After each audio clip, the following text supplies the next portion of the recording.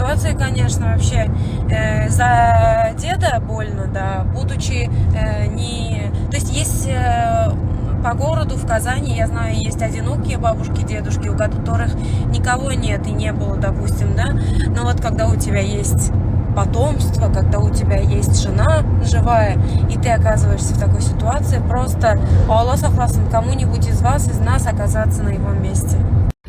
Ну что, ребят, я сейчас была в приюте, рассказываю вам сегодняшние новости, то есть новости на сегодняшний день. Работники приюта дозвонились, получается, до родственников, дозвонились до сына. Все теперь уже в курсе. Жена и дети просто не берут трубки. Сын взял, у сына, ну, по словам сына, у него нет возможности сейчас забрать. Он в Питере живет в съемной квартире с женой и тещей, которая после инсульта.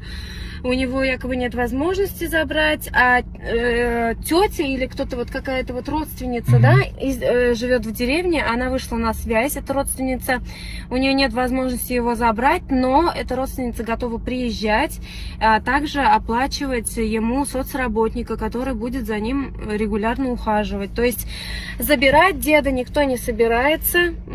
Я отвечаю на ваши вопросы. Сейчас идем снимать сумму, которая набралась.